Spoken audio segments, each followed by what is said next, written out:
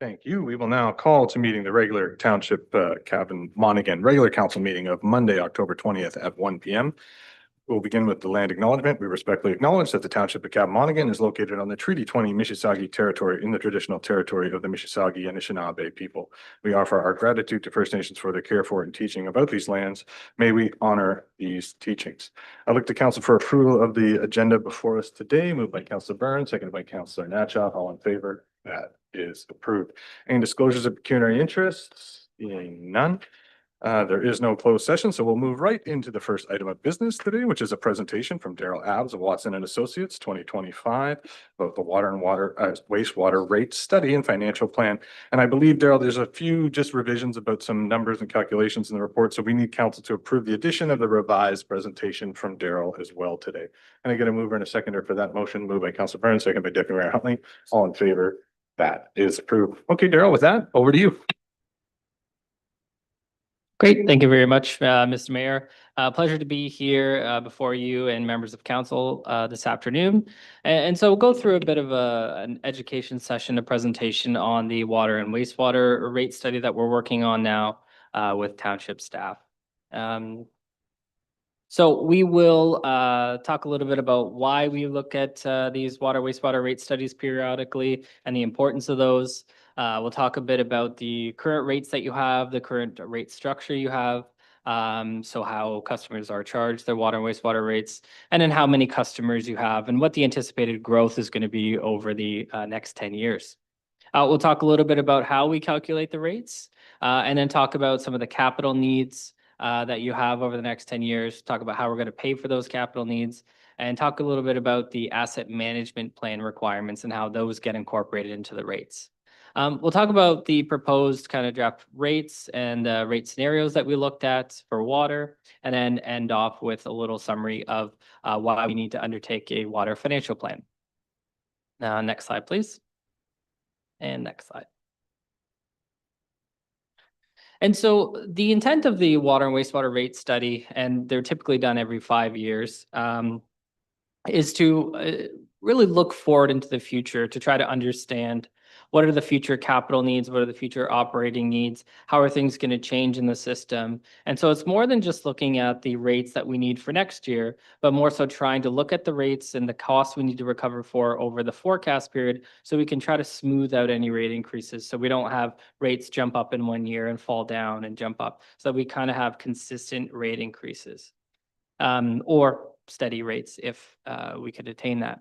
And so first thing we need to do is start off by looking at how many customers we have, what are those billable volumes that we have, and then we look at the growth that's anticipated. We start out with the capital budget you have today, the operating budget you have today, and then we work with township staff to try to prepare a 10-year forecast of those costs.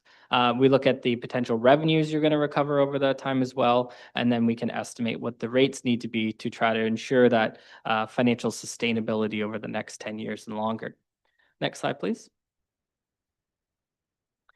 And so there's been, since the Walkerton crisis, which happened in the early 2000s, which I'm sure most of you are aware of, there's been a number of pieces of legislation that have come out. Some have were in force, some have been tabled but are not yet in force. But the main idea, the main principle around these pieces of legislation is the principle of full cost recovery. And so falling out of what happened with the Walkerton crisis is trying to ensure that municipalities are financially planning for operating and maintaining their system to ensure that it's safe. And so when we're looking at the rates that are proposed and we're looking at the capital costs, we're trying to ensure that we're including all of those capital costs. And with the recent, I guess it's not recent anymore, 10 years ago, the Infrastructure for Jobs and Prosperity Act, that brought in requirements for asset management.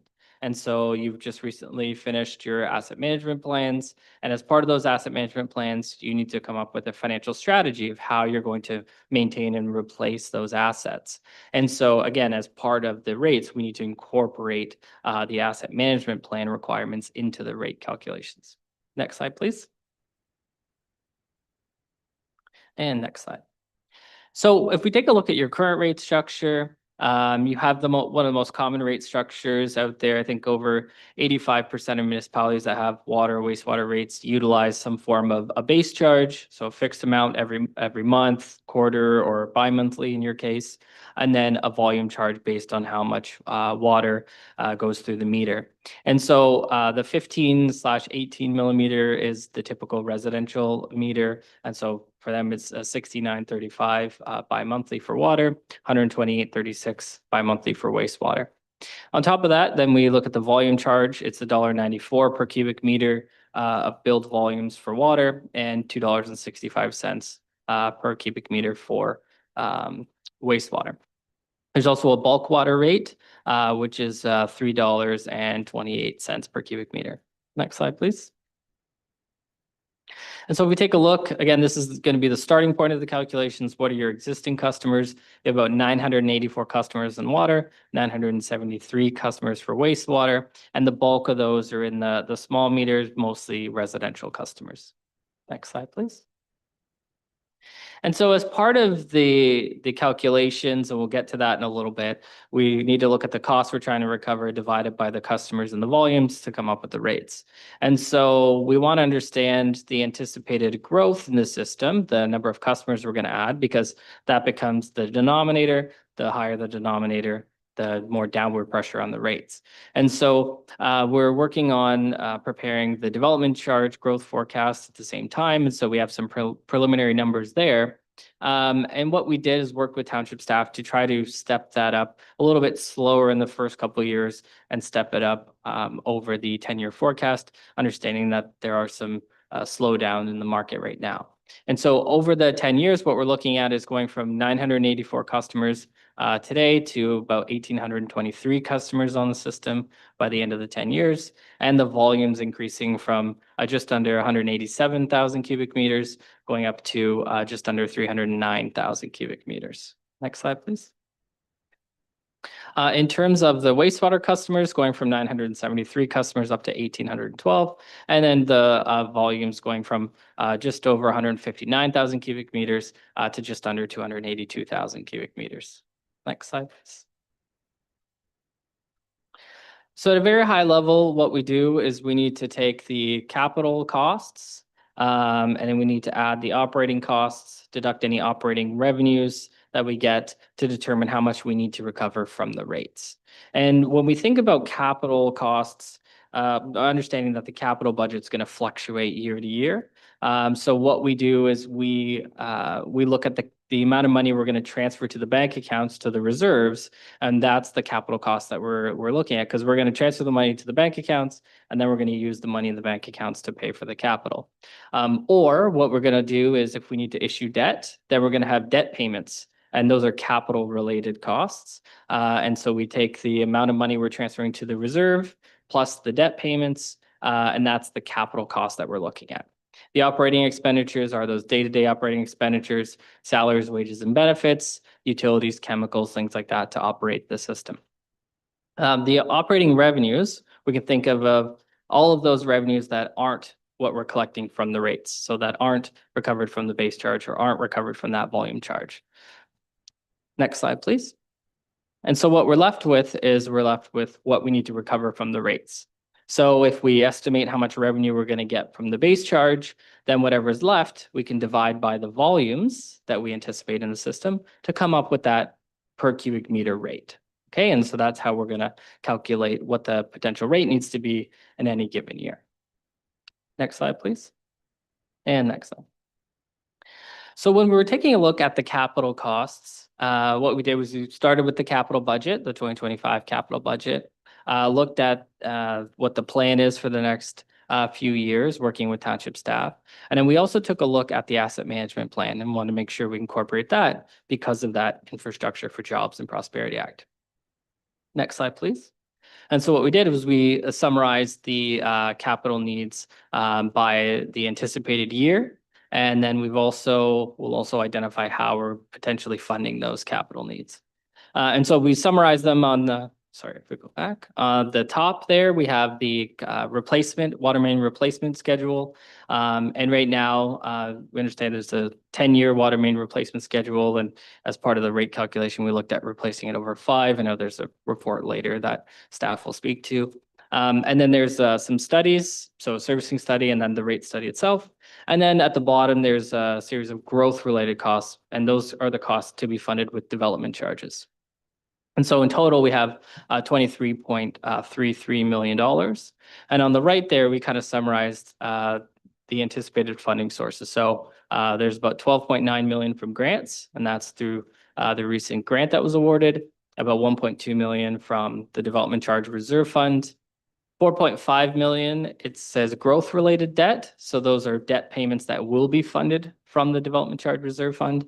And then about 4.7 million to be funded from the reserve, that bank account that we're going to transfer money into. Next slide, please. On the wastewater side of things, we have about $6 million for those asset management plan requirements.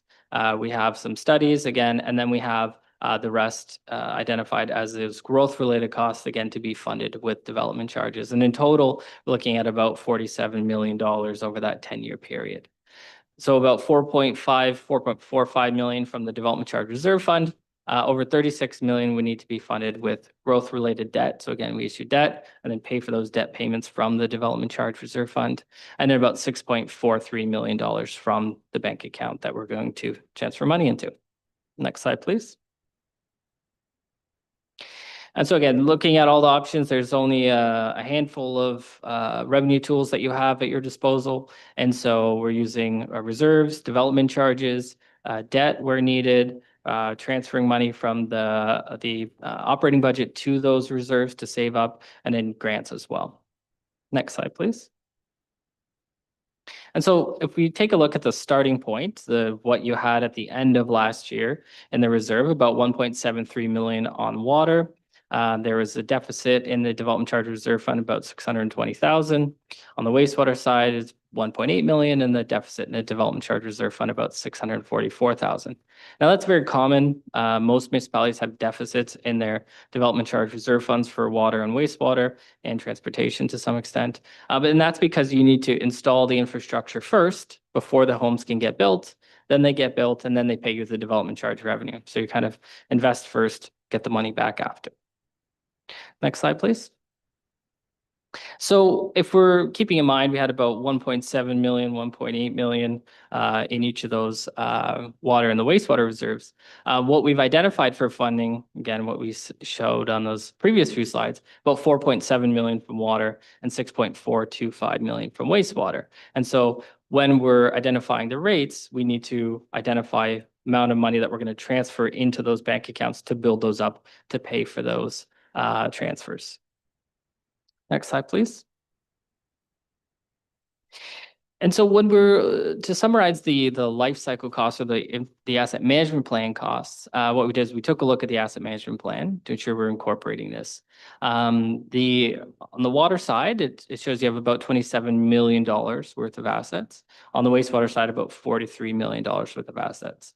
And so if we take a look at the average life of these assets and we can put that on an annual basis, that means you should be spending or saving about $381,000 on water and about $741,000 on wastewater. Now, working with staff and fine-tuning some of those assumptions on wastewater, that can probably come down to about $540,000. But you're still looking at over $900,000 a year you should be spending or saving related to the water and wastewater systems. Okay. Next slide, please. In terms of those operating costs, what we did was we started with today's operating budget, and then we inflated those costs by 2% for most things. We are starting to see inflation kind of come back to normal. And then for things like hydro, utilities, chemicals, we typically see those increase faster. So we use a 5% inflation rate for those. Next slide, please. And so we can see the operating costs in this chart and the capital related costs, those transfers and those debt payments. And so you can see in the red there, the capital related costs kind of they drop a little bit and then they kind of slowly increase over that forecast period. Again, trying to smooth out what we need to recover from the rates. And then on the operating cost side, it's kind of just increasing just above inflation at 2%. Next slide, please. On the wastewater side, the capital related costs kind of jump up there, and that's really with respect to the debt payments that are required from the treatment plant expansion that would be coming later in the forecast. However, for the most part, the operating costs are relatively consistent. And then the capital costs as well. You can see they kind of increase a little bit faster than inflation due to the magnitude of the capital costs.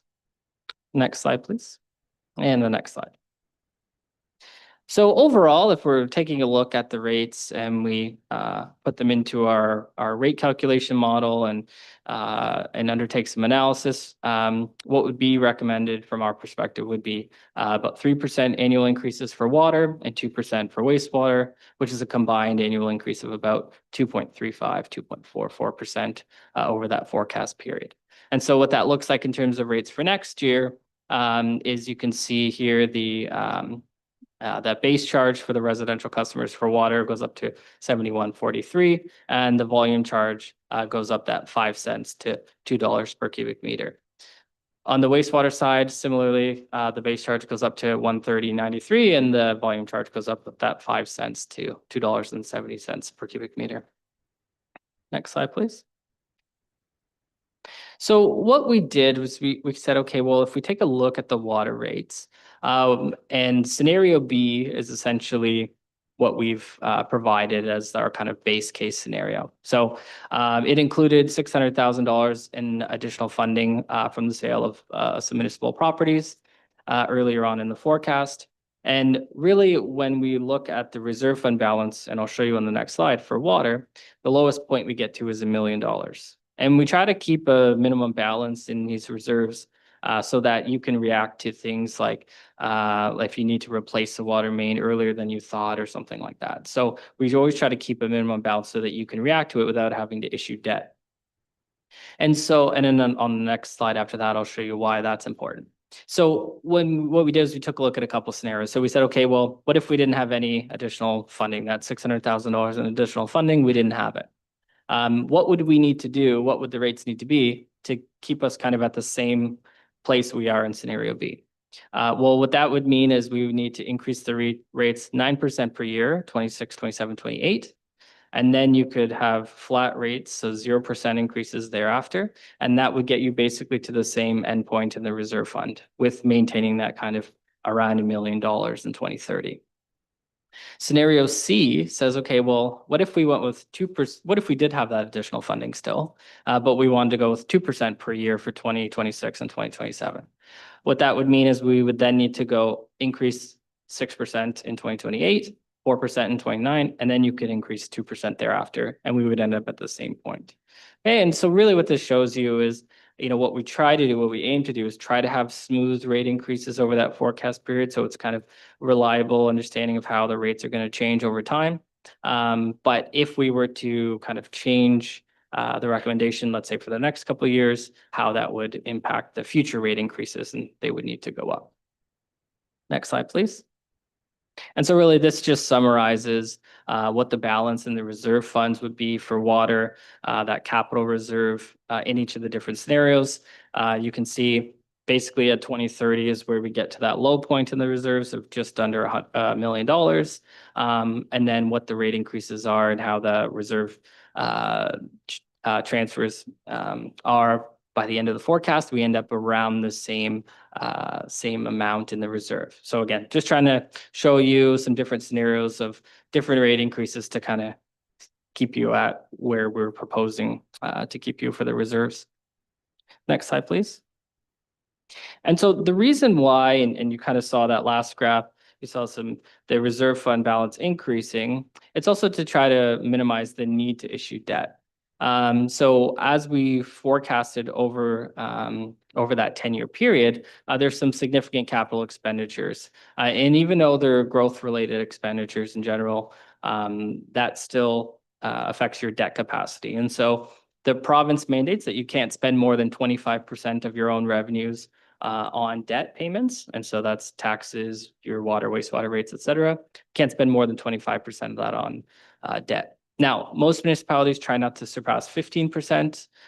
Generally, if we're doing some sort of long-term financial planning exercise, we recommend not going past 20 because if there are some economic shocks that are unforeseen and you need to issue debt, it really pushes you really close to that provincial limit.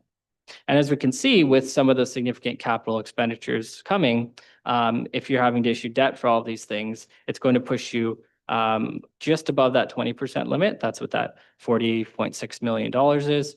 And then what we have shown in red there is outside of the 10-year period is the next water plant expansion, which would then push you that much closer to the 25%. So again, what you see that reserve fund balance increasing over that 10-year forecast is to try to deal with the fact that you're probably going to be utilizing a lot of your debt capacity on some of these significant capital expenditures, keeping in mind that you have other services that aren't water and wastewater that may also require debt capacity to be used. So what this looks like over the forecast period with the 3% rate increases for water, 2% rate increases for wastewater is, again, a typical residential customer that uses 150 cubic meters of water would go from today paying $18.74 or $18.75 up to $19.19. Okay, so about $45 there. So that's the 2.37% increase. And then you can see every year thereafter, that kind of 2.3 to 2.4% increase each year. Next slide.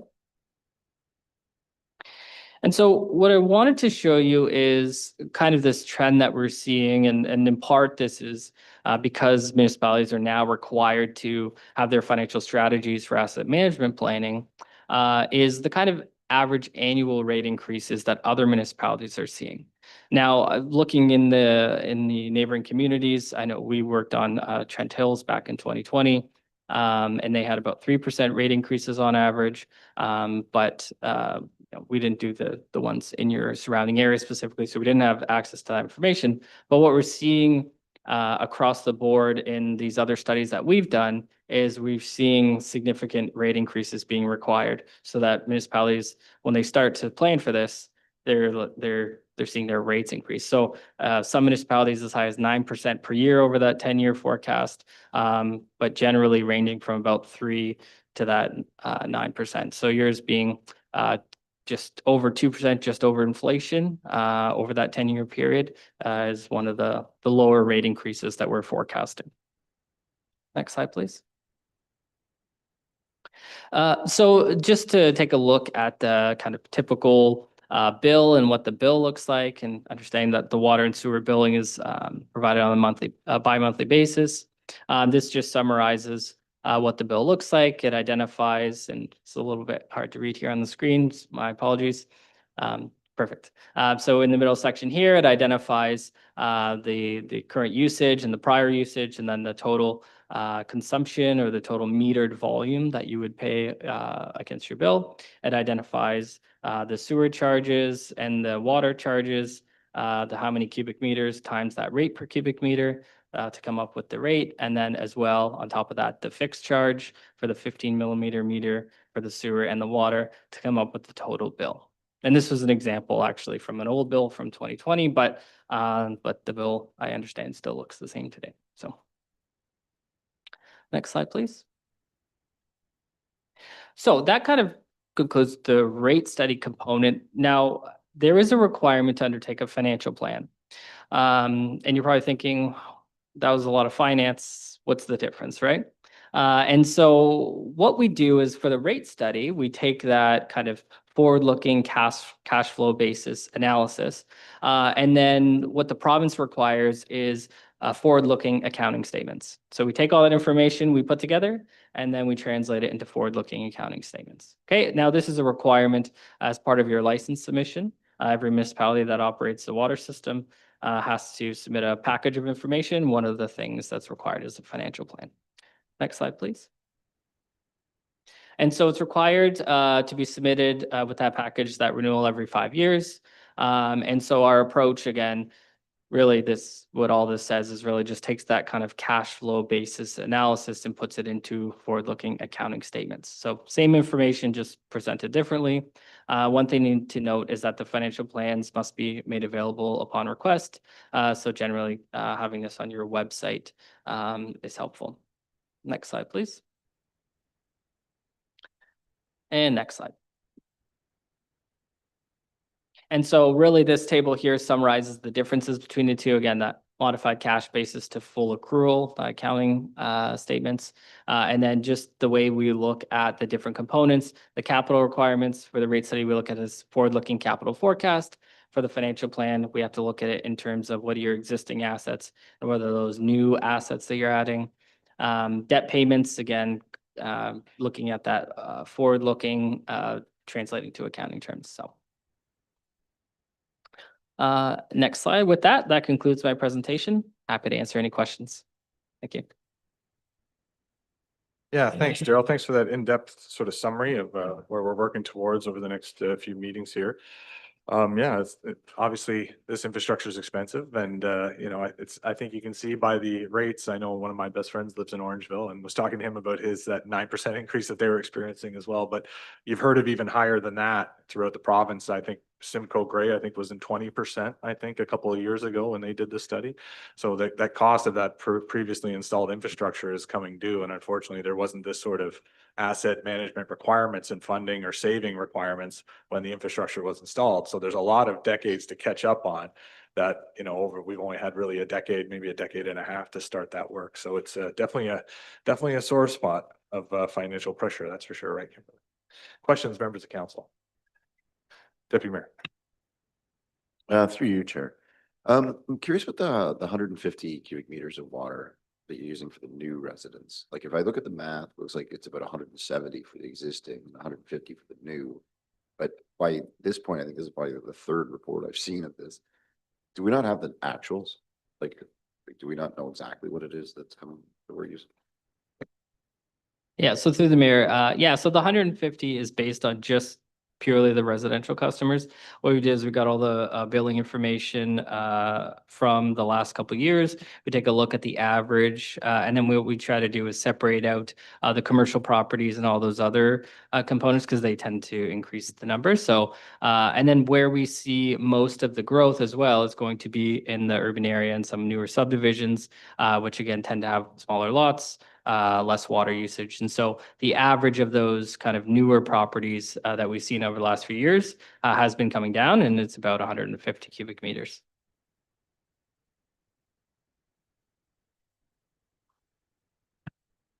Thank you.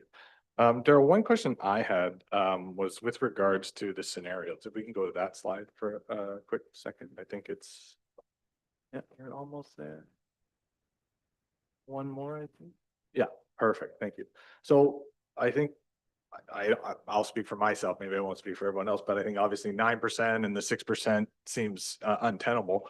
But so we'd obviously like to figure out a way to navigate to the 3% scenario as that's manageable. I know we don't look backwards of where we've been, but there were several years during the pandemic as well where we held the line on the rate increase to 0. So obviously if that's unsustainable and has to come due, luckily that wasn't a long-term commitment, but during the pandemic, it was the least we thought we could do.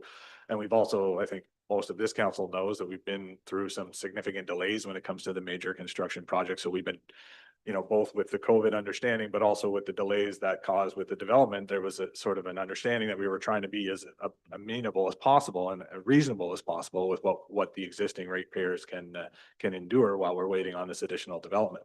But I think my question is kind of twofold. So when we talk about a $600,000, you know, utilization of funding, I'm just going to use that terminology. I don't feel comfortable with the straight utilization of the sale of municipal properties because that's not traditionally how I understood the rate structure to be based on. Like we talk about a user pay system, that municipal revenue, you know, albeit, you know, unfettered from the tax roll or tax levy monies at all, it's still a municipal asset that the entire municipality is entitled to the revenue of. So I guess twofold question, and maybe Wayne, we can get into it later on, but I think the issue I have with that is one, is it a repayable loan? Maybe there's no interest. I can understand that because we're still seeing delays from the Tower Hill North subdivision. We're probably 7 years behind where we thought we'd be, but you know, houses are going up, so we're starting to crest that sort of wave. But was the intention, you know, for that to be a repayable loan? But then I'm assuming that 600K repayment is not factored into those 3% increases. So, and that's not a non-starter for me, because like I said, we're still waiting for this growth, and maybe that could be factored into the next 5-year horizon. This is sort of a bridge gap loan for that 5-year period where we get actual development, you know, shovels in the ground, houses, you know, accompanied, and actual additional payers paying that usage. Or alternatively, like I would feel more comfortable if there was, you know, we have CCBF funding, for example, which is eligible for water and wastewater projects that we, you know, have used in the past. I would feel much more comfortable using that source of funding that's, you know, that we all benefit from. Because as Wayne will get to in his report later, in addition to the, you know, the condensing of the schedule for the water main repairs, there's going to be a significant amount of roadworks that's going to have to accompany this too. And the roadworks aren't rate funded. So, you know, I'm just trying to keep the monies appropriately allocated where they can go. So there's a few questions in there, and maybe not all for you, Daryl, but maybe the one is the 600,000 repayment? I'm assuming it's not factored into the 3%. No, that's correct. It's not. But it can be. So I think to your point, and if we go to the next slide, which shows the graph, what we're trying to do is trying to make sure that, you know, we don't get below $1 million at least. But as you mentioned, if we wanted to make it a repayable loan, then in the back half where you start to see those reserves increasing, you could start to repay it in the back half, and you know, you'd be at the end $600,000 less with a no interest loan, or even slight, you know, maybe 1% interest or something like that. So you could do that, and then you wouldn't need to change the rate increases. They could keep it at 3%. The alternative is if you use CCBF funding, and as long as you have that $600,000, then the rate increases can stay at 3%. So wherever the money comes from, it'll still work. So then Wayne, maybe I'll go to you just for a comment on that. So like, that's how I interpreted it, but I was curious just if there was an understanding, if it was a repayable loan or something like that. Like, what I think is helpful is that there's a $600,000 offset that we need to come up with a plan, or maybe a sub plan within the plan to address in order to keep the rate sustainable, which I think makes sense in the next 5 years with the growth rate that we're actually going to accumulate. You know, market will have a factor in that as well, and tariffs, et cetera. But, you know, we're seeing more residential growth in the city of Peterborough right now. So, you know, we'll hopefully keep that positive momentum going. But can you maybe speak to some of those other questions about the 600,000 and if that's a viable plan? Thank you, Mr. Mayor. Through you to council, I think we, in this scenario that Daryl has presented, we were using the 600,000 as surplus funds toward water. In the report that's coming forward, we have both water and we have roadworks also, because that's part of the program. I think you've noted another fund that's usable for water or wastewater, and I'd suggest that the 600,000 can be a loan repaid over a period of time. It can be replaced with alternate dollars, and it was just a scenario that it was available funds, and it will be up to council where you want to allocate those funds. So I think if we have, you know, if we know that, we can prepare the budget accordingly, and we'll offset it accordingly. But it's not a case that it has to be in there, or it can be replaced with something else. One follow-up on that with regard, so the 600, and maybe this is between the two of you, I'm not sure which. So the 600,000, is that an upfront requirement? Because the only caveat with the CCBF is I don't think our total annual payments, I think it's closer to the 340,000, I think. And I know we have that forecast, so it's a consistent revenue stream. So I guess I'm just curious, like, is there a 600,000 upfront requirement, or is that just going to be sort of, is there an opportunity to potentially amortize some of that work? You know, it's going to ebbs and flows year over year over the 5 years. And then that way we'll have a sufficient amount to bridge that 600,000 over the 5-year horizon for that. So the cost, the revenue that we show in the forecast is the $600,000 in the first year. So it is an upfront amount. But if we are going to be utilizing other funding, like you could use the 600,000 and then repay it with that other funding over the next couple of years, or however you determine to do that. Okay, sorry about that, guys. Questions? Councilor Byrne. Through the chair to Daryl, I'm not sure because my numbers on my handout seem to be about 4 pages out from you. But when you're talking about averaging at other municipalities, I tried to figure out why those were picked. I could find populations that were way out of our realm of our population here. What I couldn't find anywhere was how many people in these other communities are actually on their local water supply, because ours is a small portion of our total population. And I'm trying to figure out if any of these actually correlate validly to one of the others. So through the chair, they were picked. I went through the most recent rate studies that we worked on as a firm and just went down the list and picked all the most recent ones. So that's how we picked these. Now I can follow up afterwards with the number of customers on the system. I do know, like for example, North Middlesex, they have a number of users on the system. They have a lot of water mains in their municipality. They have a significant amount that actually goes into the rural area. So they are a little bit different in some different municipalities, but I know, for example, Dutton Dunwich, they have a small number of their population in the certain urban areas that are on the system. So I can follow up with a number of customers that are on each of these systems.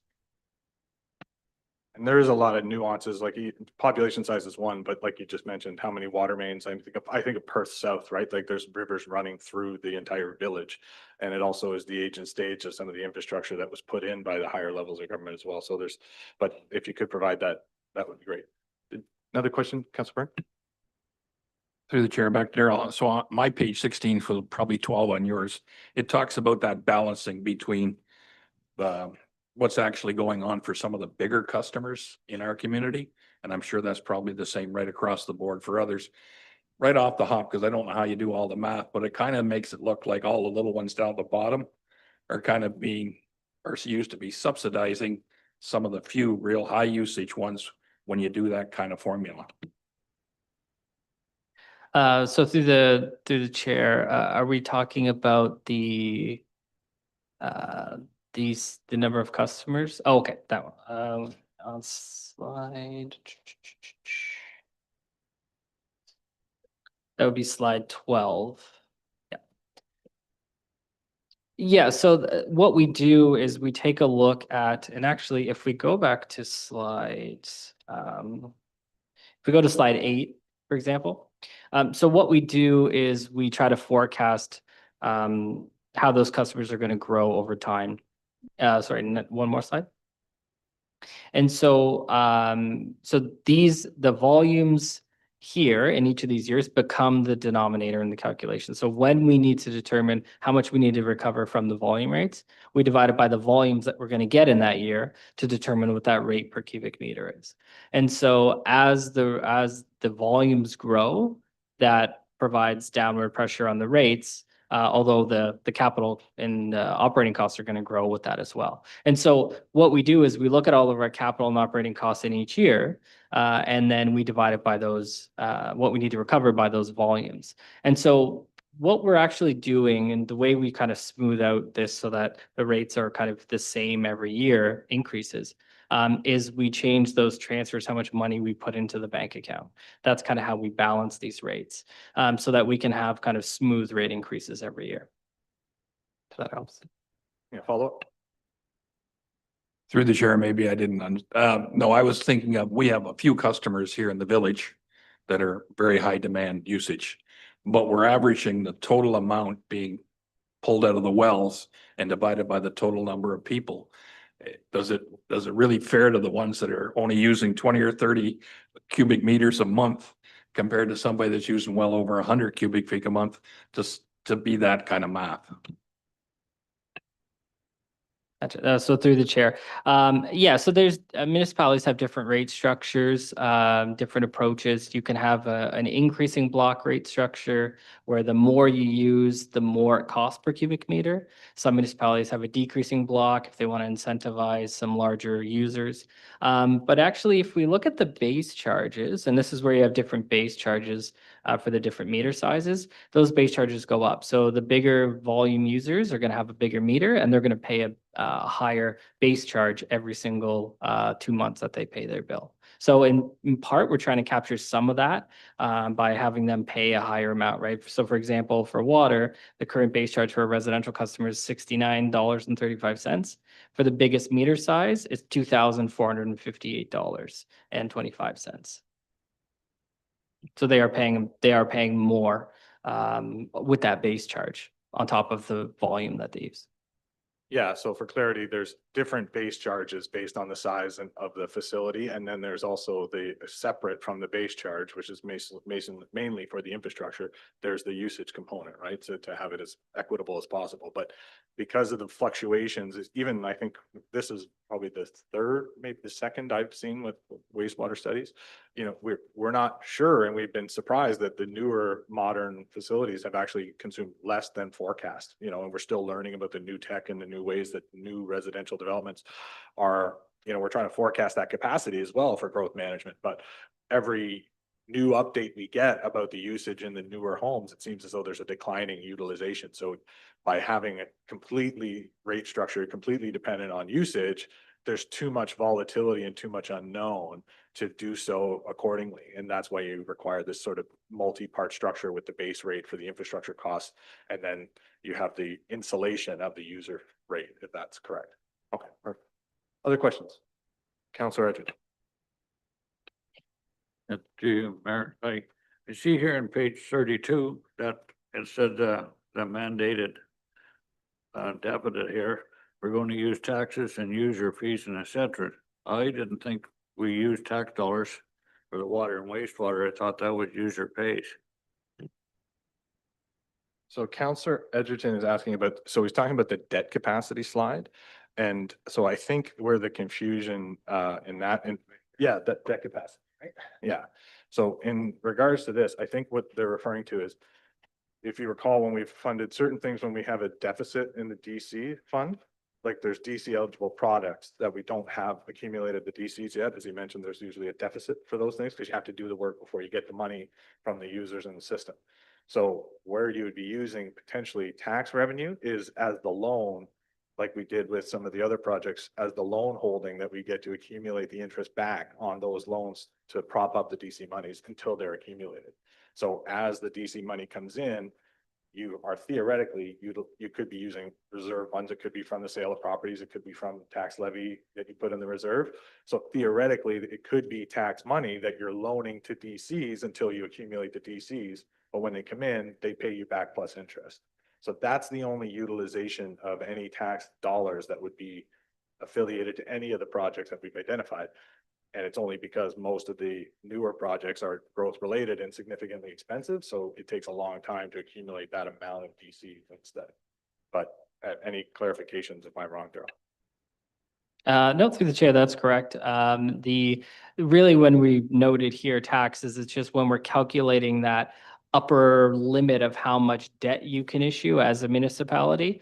What the province does is they look at the total tax revenue you bring in, they look at the total water, the wastewater revenue, and all those user fees, fines, and fares. They look at your total revenue, and they say you can't spend more than 25% of that on debt payments. And regardless of if it's tax supported or rate supported, just in total.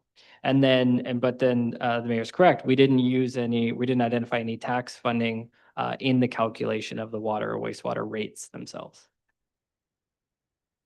So just, and I'm not sure, maybe I didn't know this, so maybe I'm learning too, but when it's a DC internal, like when we loan money to DCs until it's accumulated, that counts towards our 25% limit as well. No, so if it's an internal loan, that doesn't count against your limit. It's just external debt that's issued, yep. So that clarification, that's how I thought it was, because so that's 25, 20, and 15% is only if we were to go to the private sector for a loan. So if they take on external debt to fund any of the projects for the water wastewater. So that's our threshold that the province says you can't be utilizing more than this 25% threshold. You can't have more debt than that 25% at any given time. But because the majority of the expensive infrastructure that we're talking about is growth related, we have the capacity to do an internal loan to fund that and then get the benefit as well, as long as the DC or the DC Act doesn't change again, that we can continue to maintain the interest or the revenue on that internal loan. Really? Other questions, members of council? Councilor Brink. Through the chair to this chart here, which you have labeled as 28, I have it 32. But they're both different. The one that's next page, the charts are both different than my handout. That's what we voted on at the very beginning for those reference numbers.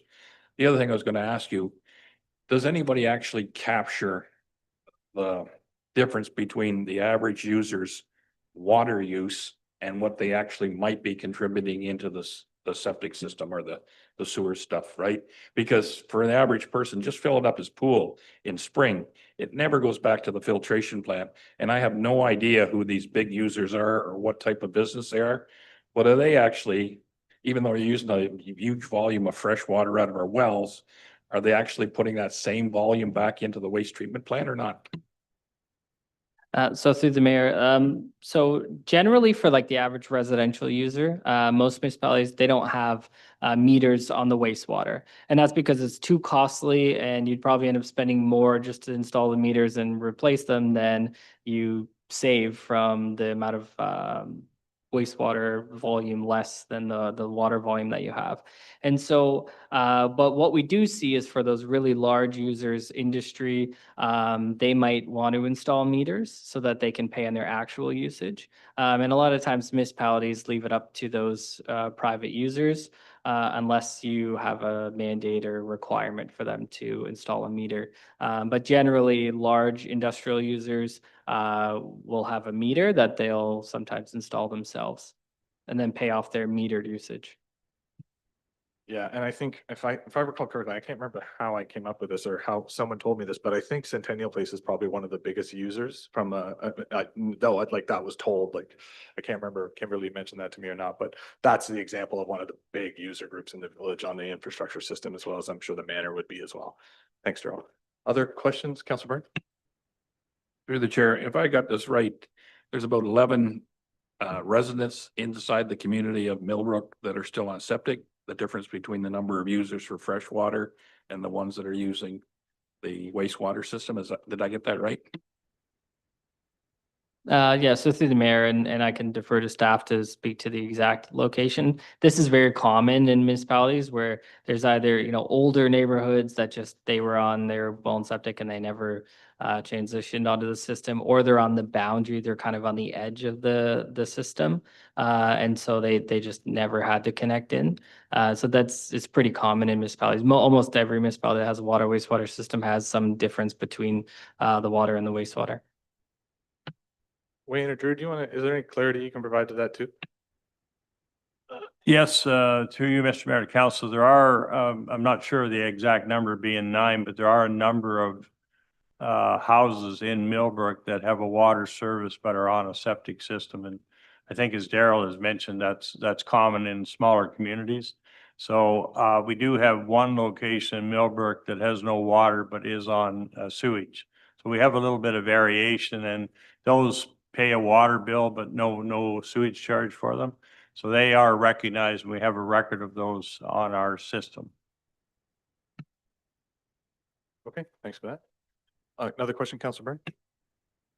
Through the chair, just to follow up on that. So everything I see here, everything I read in front of me, these water systems are a costly expense to a township our size. Whereas rural properties on well and septic are no big drain on the tax burden. It's a privately accepted cost of doing business and living, right? So I'm looking at this. I was also trying to figure out from the chart you're using for road replacements in the village for stuff. Are there still some roads that are treated different than other community roads as far as where the funding came back in the day, back in 75 or something? It talked to some Ontario program that put in a lot of this infrastructure way back in the day. Was that right across the whole village, or was that only portions of the village that were treated that way? Well, Daryl wouldn't, like, he's just on the water wastewater component. So but maybe we can save that question when we get to we're talking about in Wayne's report, there's the road component. So Wayne, if you can add that to the thing, I just want to be respectful of Daryl's time and get him moving on. Any other questions, members of council? We're just receiving this for information. So maybe Yvette, do you want to speak to sort of the process? So we're taking some feedback on this report. We've had some conversations about specifically on, I guess, the 600,000 and some things that we're looking for in the future report. So we're just, this is sort of setting the table, but do you want to speak to the process, or maybe you or Kimberly want to speak to it? Through you, Chair, to council, Daryl is just doing his education component. I think if you want to have direction, or if you want to talk about the 5-year component of the funds and where they possibly could come from, then we can have a conversation when Wayne does his report. But Daryl's is here. Daryl will be back with us in November, the beginning of November. I can't remember. It'll either the first or the second meeting in November, and he will be looking for council to adopt the new rate study. It is a requirement. It has to be in place before the end of the year. Okay, well, thanks, Daryl. Thanks for coming, and we'll look forward to seeing you in November. Can I get a motion to council? Sorry, Councilor Byrne, another question? Through the chair, just to what Ms. Hurley said. Now, if I got it right, by this early part of November, we have to decide on A, B, or C? Or can there be alterations or modifications, or is that what we're talking about for the next time Daryl comes forward? Ms. Hurley? We will be putting, Kimberly will actually be doing the report, and the report will be coming forward with a scenario A, B, or C. Yes, at the meeting in November, and it'll be voted on at that time, unless you wish to give direction today. Okay, now we got that clarity. We are just receiving the presentation for information today, and thank you again for coming, Daryl, and all your help with this. Can I get a mover and a seconder for that? Moved by Councilor Burns, seconded by Councilor Edgerton. All in favor? That is approved. All right, moving on, we have the minutes of the October 6th meeting. Can I have a motion for those to be approved as presented? Moved by Councilor Burns, seconded by Deputy Mayor Huntley. All in favor? That is approved. Next, we have some committee and boards minutes. We have the minutes from the Downtown BIA Board of Management meeting of February 13th, 2025. Those are quite old. Let the minutes be received for information. I get a mover and a seconder for that. Moved by Councilor Burns, seconded by Deputy Mayor Huntley. All in favor? That is approved. Next, we are on to our first report. Ms. Pope, Municipal Ice Storm Assistance Program. Over to you, Kimberly. Thank you. Through the mayor to council, I have before you the Municipal Ice Storm Assistance Program. There are a few changes in this particular program. Officially, they changed the program back in July and gave an extension until October 31st. In our GL to date, we have about $62,000 that we're potentially wanting to apply to this program. And so with that, they want delegated authority to an individual at the municipality who will sign off on the paperwork to go in, which I'm requesting as part of recommendation number 2. And also the council is aware that we are putting in a claim through this program. They want to make sure all councils know, so they're asking that by motion. So primarily this report is just preliminary to get permission that we can go ahead and apply as of the due date of October 31st with the information that we have so far. Thanks, Kimberly. Has there been any announcements about, like, I think, we've been bitten by this sort of emergency funding in the past where we've, done the work of collecting and tracking the expenses incurred, and then all to find out that we weren't eligible. Has there been any commitments or communication? I mean, it sounds like they're asking for delegated authority means there's an expectation that, there's going to be a timeline that council's not going to be able to, sort of potentially meet. So we want you to be able to get us whatever money might be available, but it didn't speak to is there money set aside? Has there been any announcements, or is this just, still a hopeful optimism? Through you, Chair, going back to the MDRA initial funding, that was released where you had to have the 3% minimum commitment, and we weren't eligible under that program, although we still tracked the data anyways. When it came close to application time back in July, they actually launched this new program called MISA and told municipalities don't apply under MDRA with the 3% component because they knew we were not eligible. And at that time, that's when the premier had indicated that municipalities would not have to be held to that restriction, but we didn't see it in print as of that point. So when we went to submit our information back in July, they told municipalities don't submit under MDRA. We have a new program called MISA. Please submit for municipalities under this program. And we're giving an extension, but along with that extension is we want these extra components. We want someone assigned to the municipality to sign off. We want council to give approval. And the other third part that's in here, but they want to ensure that this is not covered by insurance. And so we have to get a letter back from the insurance company, which we've started that as well, because these are, I don't mean small components overall, because they add to about $62,000, but individually don't constitute an insurance claim. So there's some extra components for us as municipalities now because of not meeting the 3% and this new program. We figure it's just better to apply regardless. I have no idea if we're going to be eligible or not. We'll just have to keep our fingers crossed. Happy optimism. We'll start there. 62,000, we'll take it. Any questions about the report? Councilor Byrne? Through the chair, looking, is there any deadline for submission of this? And, yeah, okay. The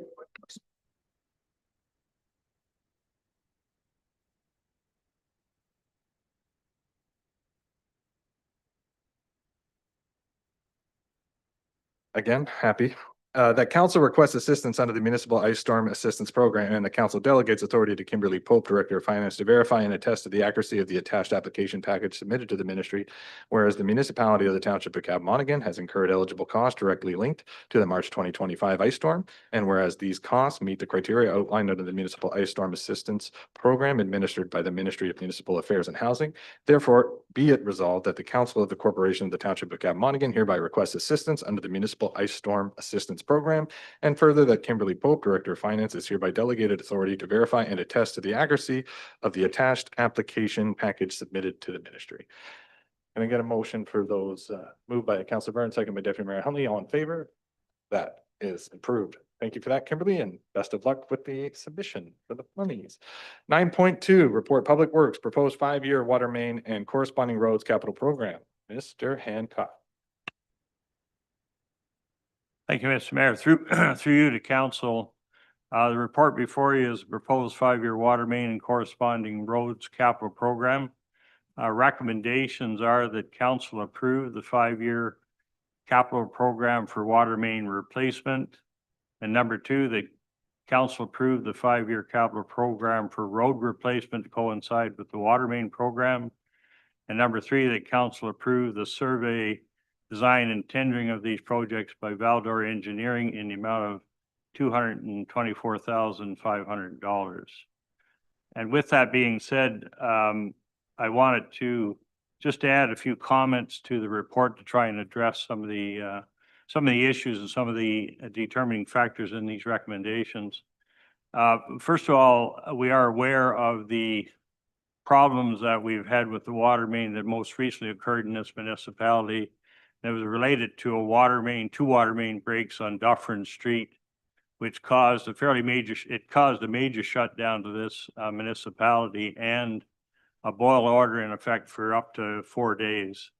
The idea of the report is to take the 10-year program where we have assets in the ground and move them to a 5-year program, which is doing the same work in half the time, and thus the financial side of it.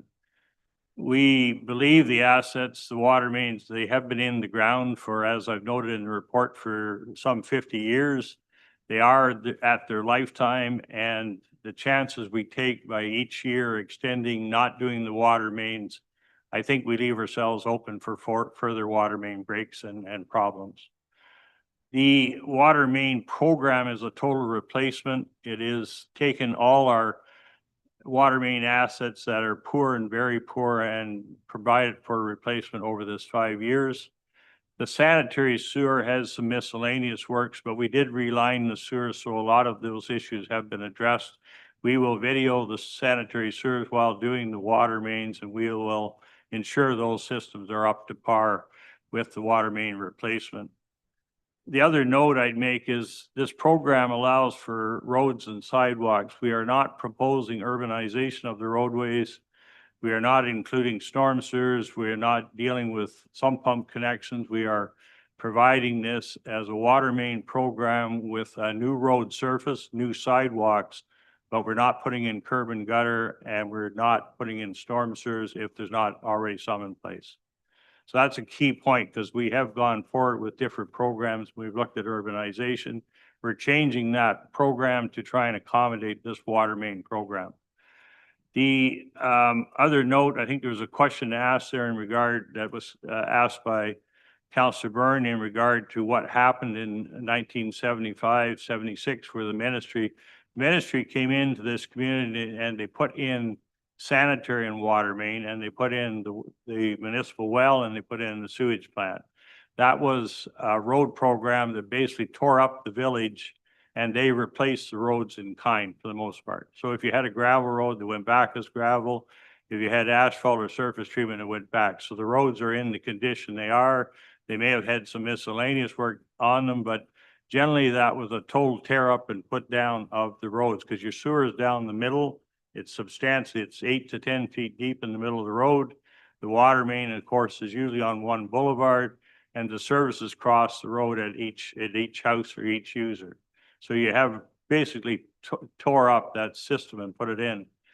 We did talk, we've reached out to the province on this program for replacement or funds that might be available for this program, but they've said nothing available for replacements, only for new infrastructure and things that might create housing. So in the program, we've laid out 5 years, and the 5 years shows up in the tables in the report. And this is goes back to the deputy mayor's suggestion that the tables should be in the report, and we think that's a good idea. It lays out each road and our estimated cost for water mains, and it talks about this. And this showed up in the water main section, showed up in the presentation by Daryl just earlier, and looked at these water mains being incorporated in that rate study. It also has included a table that looks at the roads program, which is associated with that. And this is not a road restoration. This is not where we just go in and replace the trenches. This is allowing for sidewalks where we need to have new sidewalks. It's allowing for a new road surface, but only the ditches will remain. So it's not eliminating the ditches in Millbrook in this program. The other point I'd make is that on Val-d'Or has been our engineer of record to date on, they have been involved in probably the last 4 to 5 years of our projects. They did work with us on Frederick Street. We consider them the engineer of record. They've done a good job for us, and much better than some of the other consultants that we've worked with in the area. So we are recommending we go ahead with design. We recommended that we go ahead with design of the complete village. That is all of them in all 5 years work. And the idea of that is that we will have a detailed water main and road plan and an estimated cost of each one of them, detailed estimated costs going forward into our budget deliberations and into considering what we do with this 5-year program. The other point I would make is that I have suggested here that you could, I would recommend that you call a request for proposal for the 5 years. I would go out to tender and use that request. The intent of that is for a number of reasons. One, we are finding the contractors are really looking for work right now, and their prices are right. There are clauses that typically fall in a multi-year contract that allow for material increases in labor, but your overall cost of construction is set out. It allows us to move pieces of water main, because you'll have a piece per section of water main, so you can move them around if you happen in 3 years to need a water main replaced in a different area than we have projected in this program. So it allows you to interchange the pieces, as I call it. And we believe it allows the municipality to have a contractor record that you're going to have a start date each year. You're going to have an established financial number for this work. And as long as we don't have any issues with the contract, you will carry a termination clause in your contract that says if things aren't working out with the contract or you run into disagreement, you have an out clause. But it does establish numbers going forward for your 5 years, which I will form the basis for where you go in this community and with your water rate studies and with your budgets. So I think that this is a good recommendation to have a look at it. And I think if we can get this program together with the design and the tendering, I would recommend that you call a 5-year RFP for this. I think it's one of the few items that you can look at and say, this is reasonable to do. And at least you know where you are and you have a note if you need to get out of it. So those are sort of my comments on that. I think we looked at, and I think we've had conversations with council on the issue of the water main and the severity of the problem we had. And we made suggestions at the time that the 10-year program we don't think is realistic. We think we have to tighten the timelines. And we brought the report forward so that it could coincide with the rate study, but it also could coincide with the budget deliberations going forward to 2026. So it's before you for questions and comments, and look forward to it. Thank you. Thanks, Wayne. I'll start you off with a couple of questions just about sort of what you're proposing. So is the first things first, with regards to recommendation number 3 and going to Val-d'Or, is that a pre-approval in the 2026 budget? Because I don't think that was identified in the 2025 budget. So I'm assuming this is a pre-commitment. Is that correct? We do have funds available. Of course, we did not go ahead with the Frederick Street project, so we do have capital funds available, but this is approval for them specifically to be the consultant, and that funding amount will be set aside from funds that are available from this year. We believe there's in excess of $225,000 capital that we because I know we repurposed Frederick Street to repair the Dufferin Street issue as well. So there's a bit remainder there, but then there's some other additional cash. Okay, so the intention is to use any surplus funds from 2025 will cover that initial cost for the engineering. Okay, then my second question is, I'm of two minds of a longer term capital commitment, because especially in this year, like, you're pre-committing a significant budget commitment for a future council that is theoretically binding. You mentioned that there's out clauses and things like that. I think in this term, we've had good experiences with multiple tenders and bad experiences. And I think my concern is in the RFP, I think it makes sense to go out there and we can be the judges. If all the responses, as long as we phrase the RFP as it's non-binding, it gives you a lay of the land to tell you, well, this is what they propose over 5 years. Take a look. And Wayne and the various industry expertise that he has and his network, they can sort of tell us if they think that's a good price or not. So I don't think there's any harm in doing that as long as it's non-binding. But then you mentioned as well, like the out clauses, and my concern would be that we tender this out to someone who, is maybe of record, but then how can we insulate ourselves from them just subcontracting project to project and us having to chase all of these different installation companies that might not be of the same stature of what we anticipated we were getting? Because it's a significant amount of work. And I'm not saying that it would be great if you could find a company of a stature to provide us cost benefit and, procurement, savings from their size and grandeur. But I'm worried about a 5-year commitment where we end up dealing with all these subs and there's a volatility or variability in the quality of work. I think, Mr. Mayor, 2 points there. One, when we commit to 5 years, I think we have to realize that the contractor would be on notice that he only proceeds with the next year if the budget line for that next year is approved by council. So that's one item. And we commit to 5 years, but we have to have the funds available. That's number one. Number two, if we're finding that the contractor is proposing to bring in subcontractors that we're not familiar with or whatever, we have the out clause and we don't need to carry on at that point. So you basically would come back to council and say that we need to re-tender because this program is not working out with the contractor that we have hired to date. So I think we have to leave some of that with staff. I think the commitment, you cannot commit to 5 years of funding, but you can commit to the program. And each year we will identify the water main accordingly. And that contractor would have that work if the budget lines match. So that's kind of the other side of the comment that I would make. Thank you. Thanks. Other questions? Councillor Byrne. Through the chair to Wayne, for your pieces to be moved around, like you mentioned, does that pivot on the fact that one contractor gets all the bidding for the next 5 years?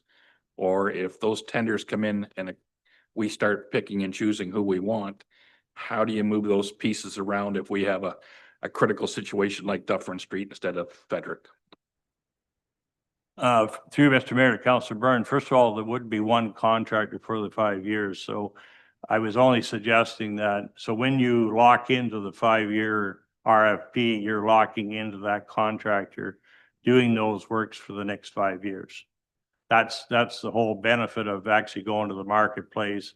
Because contractors are looking for base work for every year, so they will sharpen their pencil on that point. On the issue of moving the pieces of water main around, what I was intending to mean was that you will have identified in your tender a part that will be each section of water main that we have described in this plan. And if you wanted to change a piece on Distillery to a piece on King Street, you would have that unit value, you would have that total price. So you could say for the next year being 2028, we may want to interchange these, but you have your numbers up front and you'll know what your costs are. And that was the idea of if someone came along and said we needed a piece of water main done on this street and we had not programmed it in within reasonable time in the 5 years, that it had to be done a year earlier, then you would just replace that with one that you had there and just move the other one off. So that was the idea. You still have approximately 3 water mains, 3 streets, but you can move the pieces if you have to. Otherwise, you stay with the program, but it would be one contractor. Thanks, Wayne. Follow-up question, Councilor Byrne? Through the chair back to Wayne. So is any of this work, trench work, like we mentioned before, that there just be specific to the water stuff, or is this kind of a full scale re-improvement of the road, depending on what the road surface was today, that it will match up? It's not gonna get new curbs if it never had curbs. I get all that stuff.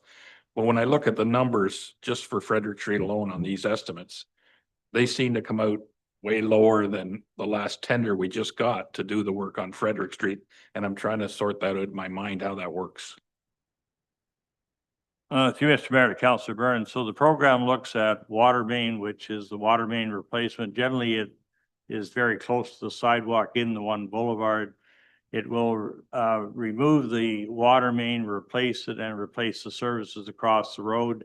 It will also look at any sanitary work that has to be done. The road works that were included were the road being put back with a new gravel, new asphalt, and new sidewalk, but no curb and gutter and no storm sewer. So the difference between the estimated cost in this program and the tender that we had earlier this year was there was a substantial amount of funds were in the storm sewer outfall, and curb and gutter. And we are not including that as part of this program. So as you said, there's no additional urbanization regardless of if there was intentions to do it, like Frederick Street's a great example, right? Because we have talked about that in the cost overruns. Okay, thanks. Follow-up, Councilor Edgerton, and then I'll come back to Councilor Byrne. Mr. Mayor, to Mr. Hancock, the guys that be doing that, or the contractor be doing the water and sewers, will he be doing the road work too, or is that into another contractor altogether, or subcontractors? And my second question would be, is our storm sewers in good enough shape to not tear the road up again in a couple of years' time to fix them? To Mr. Mayor, to Councilor Nelson, Councilor Edgerton, sorry. First of all, with the first question there, on the issue of the contractor, usually we're dealing with general contractors that do underground, as I say, water, sanitary, and roadworks. Some of their roadworks, asphalt and whatnot, might be a subcontractor, but generally they do the work, they secure for it, they bond for it. So they are used to doing full road programs of this nature. And that would be, general, we have contractors around the area, lots that do this, that are contractors of record. In regard to storm sewers or works of that nature, we would inspect what's in the ground today. We would make sure that it's up to par as far as storm or culverts or things of that nature. And we would replace them if they need replacement, we will do that. What we were indicating was we would not be installing new storm sewers or new curb and gutter on these streets. So we would not be doing that if there's nothing in place today. Councilor Byrne? Through the chair, back to Wayne again. I got the impression when you talked first that most of the storm sewers are buried underneath everything else at a low level. To replace them, do we naturally have to alter anything else, or can that work be done around all the other infrastructure that's in the ground? To To Mr. Mayor, to Councillor Byrne, most of the streets that we're dealing with in Millbrook do not have storm sewers. We will not put them, most of the drainage is by ditch and culvert, and we would leave that in place. So we're not proposing to put new storm sewers in. If there's some local storm sewer in some area, we would just look at repairing or restoring them, and we would leave it. But generally, we're not putting any storm sewers in with this program. Councillor Natchoff and then back to Councillor Burke. Thank you through you, Chair. The proposed work for 2026 is not going to impact the fair in any way. Seeing that the dates for the fair is typically the second week in June. And I'm not entirely certain the extent for time wise that you're going to need to complete all in Frederick and Cavan Street. To Mr. Mayor, to Councillor Natchoff, we have, I think historically, we've looked at where the fair was, the dates of the fair. We've either had the contractor not work during that period, or we've had them delay the start until after the fair. So because these are in that specific area, we would do one or the other. We did do Main Street before, and we did just have them shut down for a period around the fair and did accommodate it. Councillor Burke. Through the chair back to Wayne. So when we did, oh crap, I just had it in the top of my head there. The last year we put down storm sewers because we ran into a problem with some pumps being run onto the road. Are there some areas up in there, Baxter Creek, that was basically built in a swamp years ago? Are we looking at doing that anywhere else, that the curb is not, like the ditching isn't working, that we actually have a real problem? Is that a concern anywhere else in the village? Through you, Mr. Mayor, to Councillor Byrne, I think some pumps historically have been, we are concerned that they're connected to the sanitary sewer. So we are looking to enforce, going forward, our regulation that says they should not be. They can discharge the ditches, they can discharge the surface. So we had a situation in Brookside that we did do some repair work. We did allow them an isolated storm because those were causing icing on sidewalks and a variety of other problems. And part of it's related to the drainage from the school site. We do have some pumps throughout the community still connected to sanitary sewers. It's a different program. We're going to try and have them disconnected and have them discharged to lawns and ditches in that area. But we would not be incorporating any storm sewers in this for some pumps. Thank you, Wayne. Other questions, Councillor Burke? Through the chair back to Wayne, the other streets that we're doing north of, like say the Millbrook Manor, in that area up across that section of roading, can I guess that most of the water main stuff in there is the newer blue pipe that's been put in because it's only been built the last 10 or more years? To Mr. Mayor, to Councillor Byrne, there is no water main on Manor specifically, so that's why it's not shown. But where these here these are only the water mains, or what we call the white plastic. They call it SDR 40. Anywhere else we have the blue brute or something. So that's why I'm suggesting it replaces all the poor and very poor assets. Thanks, Wayne. One more question, Councillor Byrne? Through the chair, more of a concern.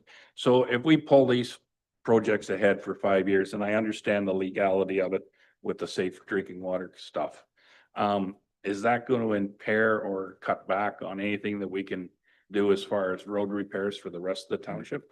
Is that going to be a drain on the budget so that we have to cut back on other road surfaces? Wayne? Through Mr. Mayor to Councillor Byrne, for 2026, our draft budget has included the roadworks being surface treatment, slurry seal, elsewhere in the township. So our budget has held the same as this year. So we're not cutting any of the roadworks in the rest of the township related to this program. We are asking if necessary for more money, or as we see fit going forward into the budget deliberations, but we are holding the roads program as close as possible, and for the most part the same as we've had over the past number of years. Yeah, and to that point, I think in order to sustain the amount of work or the volume of work that we're trying to do, I think it's going to maybe less so this year, but in the future years, utilizing alternative sources like that revenue we talked about, the 600,000 from the lot sales. I think, traditionally, we would love to put that money in reserve, but quite frankly, this is an addition to the normal course of doing business, but we've seen and incurred the costs of what these main breaks can have and the total disruption it is on the community. So I think, it's definitely going to create more financial pressure on budgets moving forward, but it's not intended upfront to say we're not doing other works that we were intended in our capital roadworks forecast. But it will become a decision of council, how much you're willing to spend on the capital program every year, just like every year it is.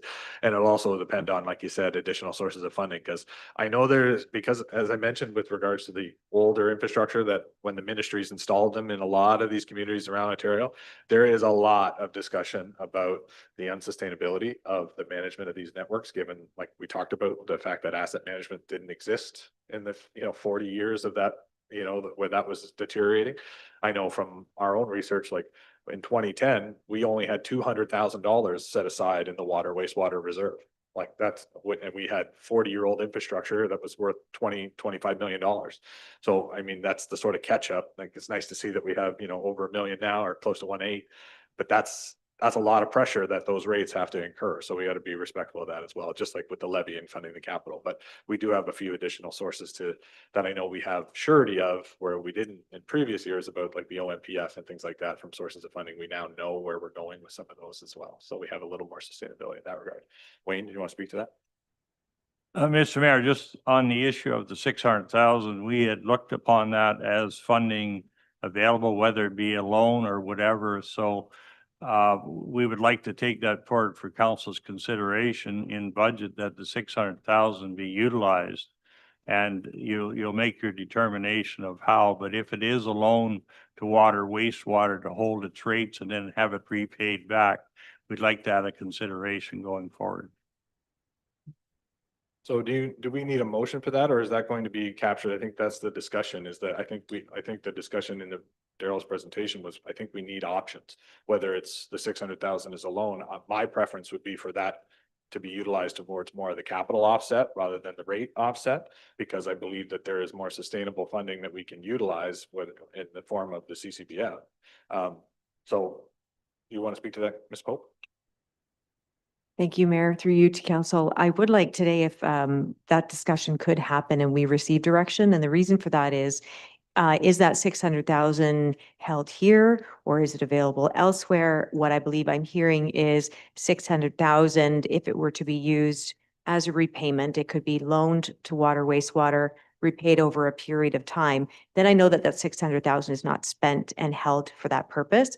But if you're saying no to that purpose and it can be used towards road infrastructure projects. So that would be very helpful, because right now that 600,000 is in limbo and I don't know your direction. I don't want to put on the table something that you don't agree to. Oh, yeah. So council, I think we should have that discussion now. So like, there's a few different ways that could be done, obviously, but if staff want direction to come back with these options, we got to kind of tell them the options we want to come back with. So, I think from my standpoint and the intention of the comments would be to, I guess the only options I can think of is the 600,000 could be put towards the water wastewater rates as a loan. But obviously with the rate water study as it's done now, the repayment of that loan wouldn't be captured in the proposed 3%. So I think we know now with the developments that's going on, that could be sort of just a placeholder in time that the repayment could start in the next iteration of the study 5 years down the road. I mean, we're not, it's not a significant, it's money that we've generated from the sale of property. As long as it's being repaid to the appropriate fund, I don't have a problem with it taking the 10 years, I guess, because you wouldn't be paying it back in the 5 to sustain the rates as they are. Or we take it away or the 600,000 could be from the sale of the property, could be totally taken away. And we can come back with a report about optimally using a portion of the CCBF funding on an annual basis, because we would still have arguably, or close to 2/3 or close to 2/3 of that money for other projects, non-water, wastewater related, but those are eligible projects. So I guess those are kind of is it 2 options? I think it's not 3, right? Ms. Hurley, would you like to clarify? Through you, Chair to Council, I think what we're looking for is one, that you support utilizing 600,000. And your 2 options of where that would come from is either the sale or the CCBF fund. And that's sort of where we're looking today, because we do have to come back with the, yes, thank you. Is, Councilor Byrne, would you like to speak to those 2 options? Through the chair, just for clarity, so we're talking about the 2 surplus lots out behind the new fire hall that we sold to the developer, 3, that money's already in-house? So right now, as we talked about with Daryl, we've identified, we need the 600,000 to create the rates that in that scenario B that we'd like to entertain in the future report. So what we're asking staff to do is in the next report, come back with the explanation of those 2 options, either utilizing the CCBF for that water component of those works or using the 600,000 as a loan. Correct? Today. Oh, so yeah, that's the direction we're providing that's going to come back in the report later, correct? So you want us to decide between one of those 2 options right now? Okay, fair enough. There you go. So speaking to either of those 2 options, Councilor Byrne. Through the chair, so I'm taking the same kind of outlook I think you are. The township as a whole has basically created the revenue, and I think it should be spent for the good of the whole, not just in the Millbrook proper. So if it's going to be used as a loan, I understand today the way things are working that we may never see that put back in the near future. But it still makes more sense for me, from the people that live in the entire township, not to be funding things that are going into wastewater in Millbrook that obviously probably is not even sustainable. Because when I look around the clock at other municipalities bigger than ours, like way bigger than ours, the infrastructure costs are just putting them underwater for the most part. So as far as the loan goes, I can see that being beneficial to everybody in the township. So would you prefer, I guess we're really trying to decide between the 2, right? Because I don't want to get into the complications, because when the ministry installed these infrastructures, it was all different sizes in all different municipalities. So no one is the same, and so even if the population was the same, the systems have complete nuance that could volatile, the cost or value of tens of millions of dollars. So it's really not a pertinent factor to consider. But I guess what we really are trying to decide is give staff direction. Do we want to utilize a segment of the CCBF funding, which is totally, we apply for it every year. These are eligible projects for it. It won't take all of it in a given year. But that's why I was asking the question about, do we need the 600,000 up front? And Daryl kind of answered, but I'm not sure that that's Daryl's question to answer, because it's really on the works that need to be done if there's a requirement for it up front. But because we don't need it it sounds as though in Wayne's commentary, we don't need any of it for the design component.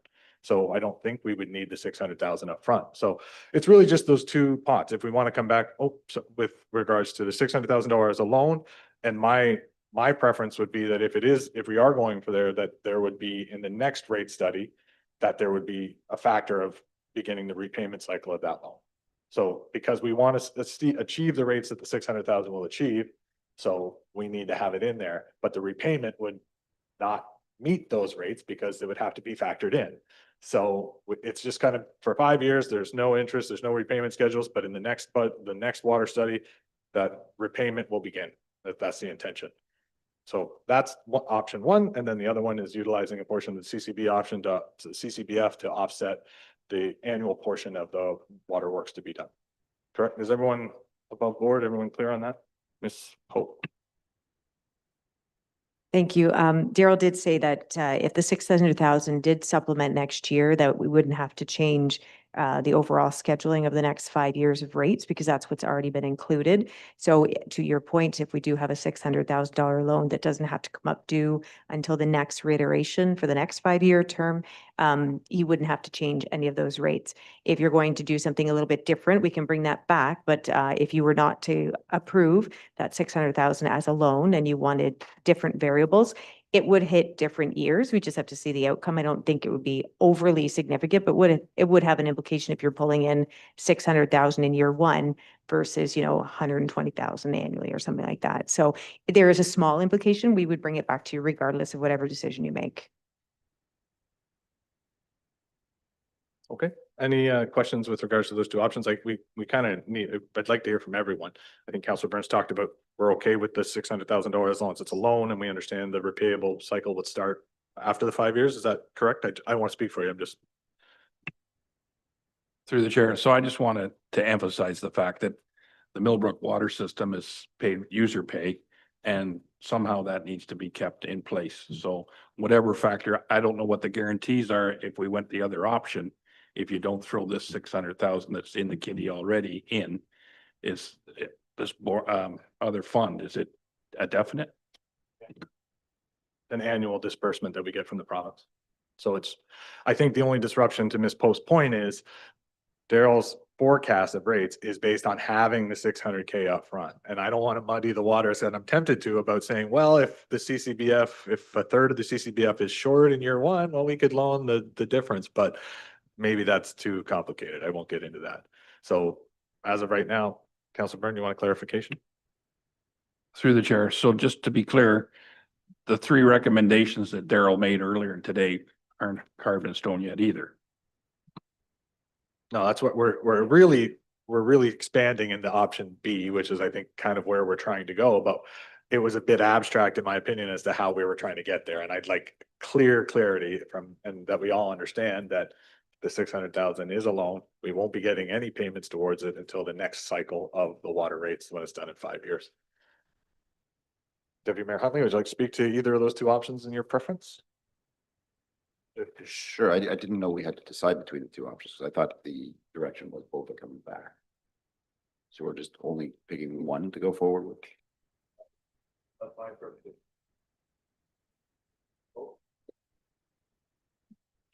Thank you. Through you, Chair, to Council. When we bring back the final rate study, we bring back a couple of scenarios that we can put into place. When you have multiple scenarios, it means that instead of bringing back the 2 or the 3, we have to bring back more, and then there's more to decide on that day. So if you have a preference today of which way you want to go, it is better that we know that today to be able to put that into place. It's not saying that you can't have a multitude of decisions, but it makes your decision even that much more complicated, that many more calculations, and many more decisions to be made when we bring forward the final report. So by compartmentalizing, we're talking about 600,000 of funding that we don't have designated by the municipality as of yet. If it could be, using this scenario, could be held for the next 5 years for this purpose, then repaid at that time. Then you're also leaving the CCBF funding available for roads, which they do annually use. And we know that there's an impact on that side of the fence with all the water, wastewater infrastructure changes that are happening, which puts additional pressure over there. And we're not trying to use that CCBF and split it now even further, which is thinning our ability to fund. So it's a fantastic idea. We would just like to have direction. We can bring you back a multitude, but if anything I've ever known is we try to give you the best options on the table that you're looking towards that are the most fiscally responsible, not to bring you back 8 to 10 different options or scenarios. So that's what we're trying to not have happen at the next report. Thanks, Ms. Pope. Deputy Mayor? To follow up with, and then I have a hard time trying to pick between the two when I can't see the numbers in front of me. So having a preference is lovely, but not actually having the numbers doesn't help. So I think the two have to come back. But I mean, I agree that the 600,000 shouldn't just get dumped into the wastewater. I mean, it is a municipal dollars, not wastewater dollars. So that part's easy. But I still don't know why it's that complicated to bring back the two different options between using the CCF and the loan scenario. I think I'll try, and then Kimberly can pick up all my mess when it, I think the issue is the 600,000 being upfront. The CCBF won't be in the amount of 600,000 in any year. So even if in year one, we wanted to allocate all of it just as an outlier, you don't have that. So that has implications on the rates moving forward based on the forecast of Daryl's plans. Kind of separate from Wayne's report a little bit, but it kind of has that issue. And I was leaning towards the CCBF as well, but now I think from the simplicity of it, understanding if there's a commitment for the loan to be repaid in the next 5-year iteration, I think that's the cleanest way to to deal with this issue because the CCBF isn't enough in 1 year to put it in up front.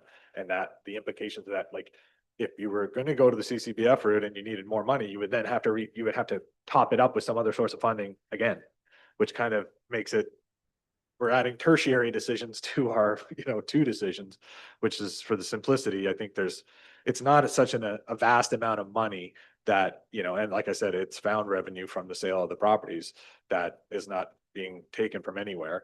And to Kimberly's point as well, the CCBF money would otherwise be put towards the road infrastructure anyway. So it's kind of just keeping it simple. It takes that drain from the water component away and allows the CCBF to be directed to the capital works and in the road works as well. So it's not too dissimilar, this Pope. Thank you. And through you, I pulled up the allocation so you could see. So the 2026 allocation of CCBF is 328,000. In 2028, it goes up to 341,000. And historically, we have been using that towards the roads. So by separating this out and putting it out 5 years in the future, both the roads and the water, wastewater and infrastructure will have been replaced. And then at that time, then you can decide. So it's a placeholder. You're just pausing to make a decision really about where that 600,000 is going. Just allow it to go towards this project temporarily. And then you look forward and say, okay, now the repayments of this is where we want it to go. And then you're actually assigning it. So it's a bit of a deferral on making a decision and potentially going into the next terms of council. Thanks, Ms. Pope. Other members of council who haven't spoken to this yet, is there a preference? And then I'll go back to Councilor Byrne. Councilor Edgerton, you want to speak to it? Okay. Okay, we're okay with that. Councilor Natchez, you're okay? Okay, Councilor Byrne, question? More of an issue than a question. So came here today with the idea that the presentation was going to be something we'd look at down the road. And now it sounds like we're talking about picking one of those options, which was the 600,000 input directly to be decided today. Is there any reason why we couldn't make that decision at the next council meeting so that I could kind of sift through some of the information we've been talking about for the last 10 minutes? So the only decision we're making today is what that option B, where the 600,000 comes from, because it's not in there. So you're not making any commitments to A, B, or C of the options presented yet. So all of that will be outlined in the future report in November. But you need option B to have relevance and for staff to understand exactly what option B means, because it impacts the rates that are presented in that study that are going to be factored into the future report. So all we're doing is refining what that 600,000, that it's a loan. It's not just monies that are, being given without any conditions and with no repayment, which is kind of how it was presented in Daryl's report. So we're just kind of really refining what that option B is. And I guess we're deciding between whether we want to utilize CCBF or we want to utilize the money and the revenues from the sale of the property. And so Ms. Pope will fill in the other gaps. I just wanted to clarify. So if you look at the schedule, we always look 10 years out. So of course it's going to change that, because in the 5th or the 6th year to year 10, even though the rates are being set for the first 5 years, we have a 10-year horizon whenever we do the study. So we need to be able to put that $600,000 as a debenture at that point in year 6. Today, the study that you saw in the example doesn't have us putting it back in. So it's sounding like to me that council does not want that. Council wants those funds to be returned to the municipality in year 6 or some type of program from 6 to 10. When we go next round for 5 years from now, we'll sit down and look at another 10-year projection. But at that point, it's right on the table. You can't possibly not see it. But if you left it alone today like it is and we don't bring it back, it looks as though we're absorbing it in water, wastewater and using it there, and it's never being returned to the municipality, which it sounds like is not the direction that this council would like. Wouldn't be an issue if we weren't going to start the repayments for a 10-year horizon. But because we're discussing starting it in a 5-year horizon, that will be updated in that forecast in the 5 years after what it'll be 2031. And so it'll be 2031 to 2035. Those numbers will have a repayment schedule started in the schedule. Okay, that makes sense. Any other questions? So how would we like to make that motion? This page. So Kimberly, would you like to provide some clarity on that, the direct? Sure, through you, Mayor, to the clerk, that the water wastewater fee be able to utilize the 600,000 from the surplus funds as a loan to be repaid between years 6 and 10 as part of the next user fees and charges, water wastewater user fees and charges bylaw update.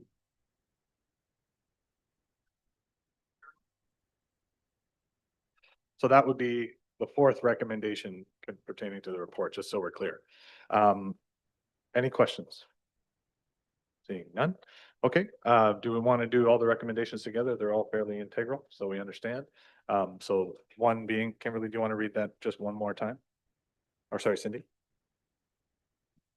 Through Mayor Graham to yourself and the rest of council, that the water wastewater fee utilize the $600,000 from surplus funds to be loaned as a loan to be repaid for between year 6 and 10 as part of the next water wastewater bylaw update.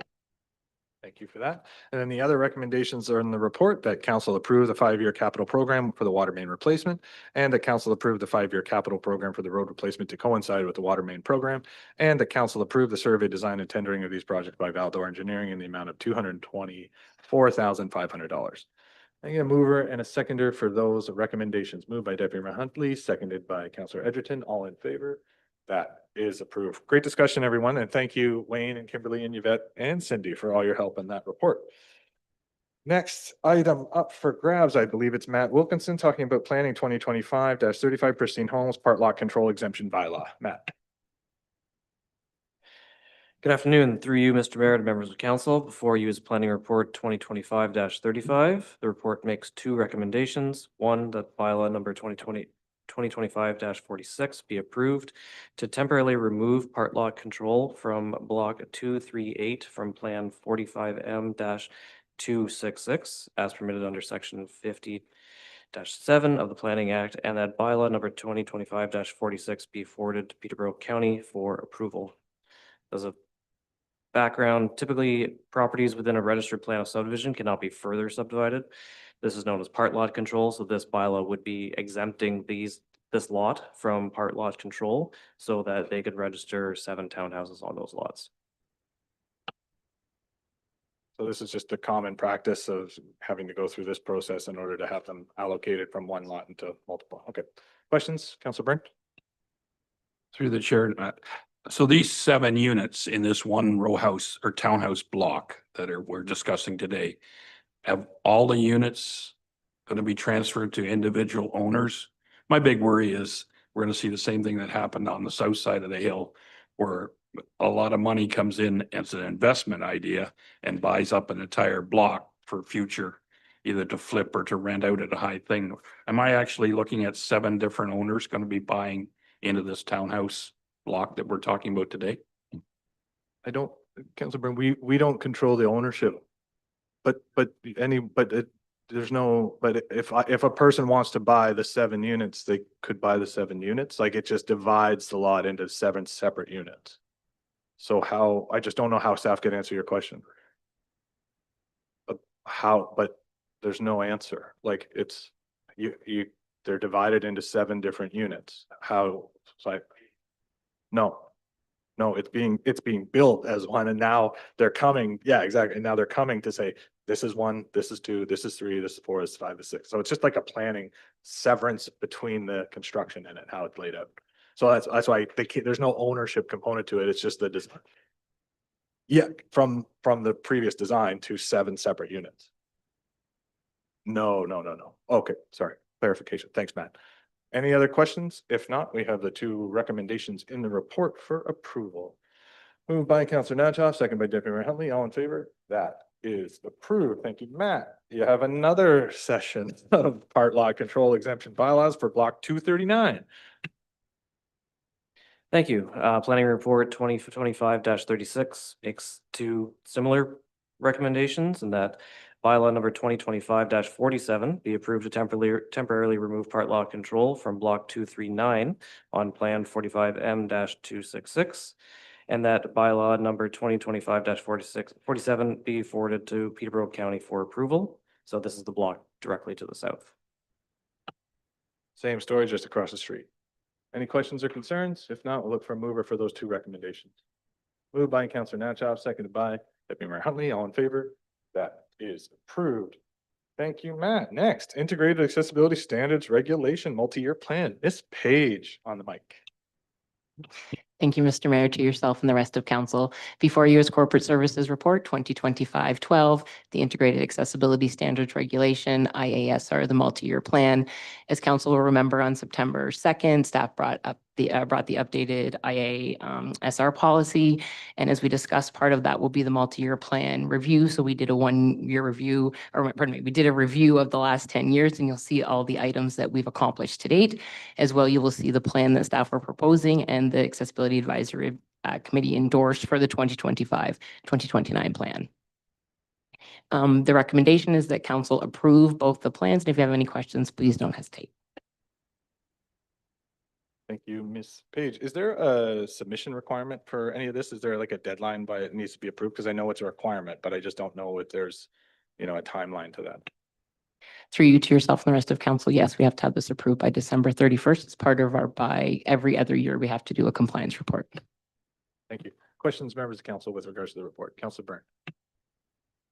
Through the chair to Cindy, just a question of clarity. On page 86, it talks about providing a notice of accessibility accommodations in the recruitment process. What does that mean? Through you, Mayor Graham, to Councillor Byrne. So what that means is that when we put our notices out, we say, if you have any accommodation requirements, please feel free to contact the clerk and we'll make sure we provide those. So should there be any form of accommodation needs that are required. Or an interview or otherwise, like if you wanted to meet, you needed to meet in an accessible building if they needed requirements for that kind of thing. We are. Yeah. That if we didn't, then we wouldn't be fulfilling that criteria. Yeah. Any questions further? If not, I'd like a mover and a seconder for that recommendation. Moved by Councillor Edgerton, seconded by Councillor Natchoff. All in favor?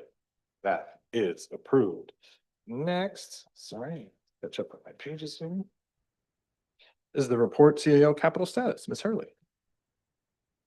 Thank you, Mr. Chairman to Council. The report is before you if you have any questions.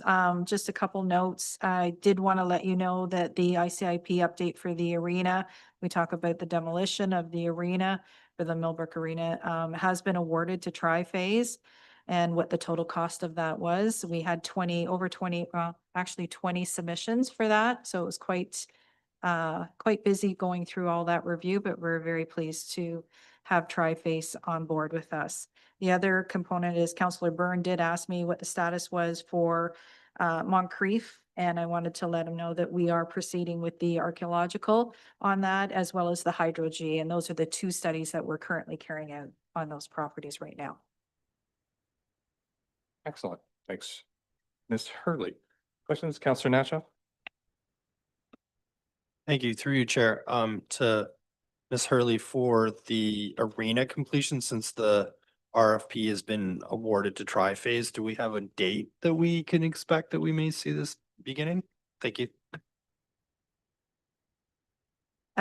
Through you, Chair, to Councillor Natchoff. Yes, actually, the timeline is December 2025.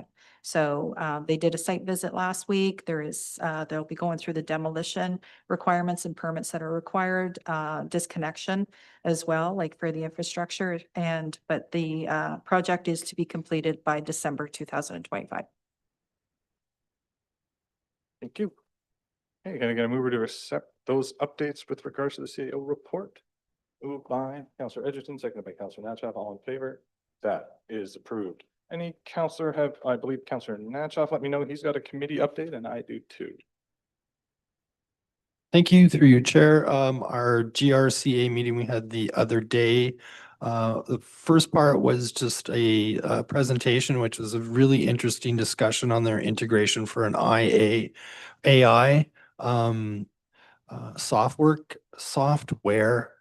network, which they're going to be tying in through numerous other conservation authorities throughout the province. So really interesting. I'm somewhat skeptical, well, not skeptical, but AI is, I guess, a contentious issue in many different phases. So, but for the purposes of what they were doing with GIS and for mapping and all the different aspects and elements that they incorporated, it was really interesting and exciting on that end of things. It's going to save a lot of money for the municipalities, I think, in the long run, as well as for the authority, the conservation authorities, to be able to better utilize resources and share information. And the second part of that was a preliminary budget, which we will be receiving in our next meeting next month for approval. Tentatively, we were going to be doing a regular increase. So once that's announced in next month's meeting, I can provide more information. Thanks. Thanks, Councillor Natchez. So I had two, or one is actually for you, Councillor Natchez, and this is a bit, it's that time of year again. Well, unfortunately, it's this time of year all the time. Having been on the Mill Valley Trails a lot in the recently, the amount of ticks that I seem to accumulate on myself and my dog is astronomical, like more than I've ever seen. So I didn't know if there was, I just wanted to raise that. Maybe you could bring that up at the MVT meeting about the proliferance of them. It's insane. Like I think we removed 20 the other day just from the face of my dog on for one little walk. So I just wanted, you know, there's a lot of people walking dogs on these various trails, and it is a bumper year when it comes to that sort of thing, and they seem to be densely there right now. So I think it might merit some sort of commentary, or at least if there's some sort of posting or things like that, that it's noteworthy, because it's really bad this year. I'll be more than happy to add that to the agenda for a meeting next month. And just so everyone's aware, the Millbrook Valley Animal Hospital actually has a notification in their foyer when you come in about the ticks that you would see on Jail Hill. So more or less, it's always at what they would consider to be a medium to high hazard. I know that everyone uses that hill to walk their dogs. That being the case, now is a really high time for ticks. So please just be diligent with your animals and make sure that you check them each and every time that you bring them back in. But I will bring that up. Thanks. And the only other thing I wanted to mention is I was invited last Thursday to attend the Wu Tai Shan Buddhist Garden. There was quite the event. I wasn't aware it was going to be quite the event it was, but there was a huge number of dignitaries there for this exhibition opening, which is a very unique and very like culturally specific Buddhist sort of artwork that is really a living sort of, what was the word they used? Like a living tapestry of a lot of their history. So it's very intricate, very interesting, and very exotic artwork that's going to be on display, I think, for the next month. I think it's about the 15th of November, the exhibition ends. So if anyone's interested, it was nice to be a part of. There was a lot of dignitaries there, including myself and the mayor of the city of Kawartha Lake. So we want to thank them for their participation in that too. Yeah, Councillor Natchez. Just a question is, you said it was on display, so is that open to the public? And if so, how does the public go about? I know that they've got kind of have gates and security to try to get in. So do you need to connect with them prior to? Yeah, there is, I think the gates are primarily for parking management, so there is a fee for parking that helps support there, but I think there's times of day as well. All the available information that I have got through their website as well. So I believe there's times in the afternoon where it's available to the public. It's an exhibition, so they want people to come in and see it. I'm not sure if there's a charge for it moving forward, but there wasn't initially anyways, but I think they get that revenue from the parking. Any other questions or comments with regards to committee reports? Councillor Natchez. Just a comment and I guess a question for Mr. Hancock. Once again, really great feedback from the community on the Remembrance Day banners that went up. So kudos to the staff for getting those up again. And then the last question was on the crosswalk, the paint job that was going on. Very exciting about it. And I just hadn't had a chance to go out the other day if that's been completed. Otherwise, that was it. Just lots of positive comments. People asking me questions about the veterans, and I'm like, oh, you're gonna have to go talk to the Historical Society. I know the preparation work was underway last week, but I'm not sure when the servicing is done. It's probably somewhat weather dependent, but Mr. Hancock, could you provide any clarity? Yeah, they actually did some prep work about the middle of last week, and the remaining part of it is tomorrow. So we just held up a little bit with weather and a bit of frost, but generally that's the only reason. Excellent. Well, I've been seeing announcements of other municipalities that have installed them and they look wonderful. So I'm sure ours will be great and it's nice to have it done obviously in time for the celebration at the Cenotaph.